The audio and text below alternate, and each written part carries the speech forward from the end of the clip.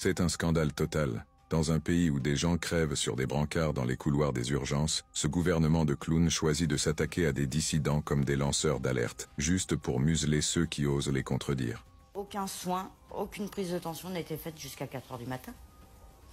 Elle souffrait, elle avait mal dans le ventre. Des cloques d'eau sur les pieds.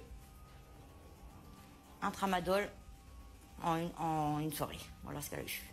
C'est quoi cette priorité à la noix? On a des urgences qui s'effondrent, des soignants à bout, et eux, ils jouent à leur petit jeu politique pourri. Cette bande d'incompétents au pouvoir, c'est une honte nationale. Ils sont là, bien au chaud dans leur bureau, pendant que des gens souffrent, meurent faute de soins. Donc à 11 h, on va dire 11 h 05, j'ai été demandée à l'accueil.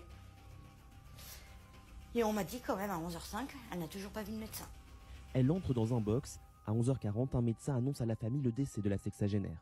Je ne sais pas ce qui s'est passé dans ce laps de temps pendant 40 minutes, je ne sais pas. Je ne sais pas si elle est restée dans le couloir, je ne sais pas si elle était toute seule dans le box, je ne sais pas. Elle aurait été prise en charge, même ne serait-ce qu'un électro et une prise de sang.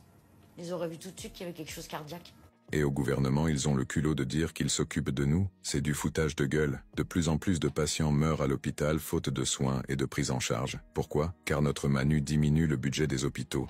Quand on veut économiser 600 millions d'euros d'économie en 2024, forcément ça se répercute sur nous. Le personnel soignant diminue, les médicaments et le matériel médical aussi. Et dans ce pays, il y a encore des gens qui soutiennent la Macronie.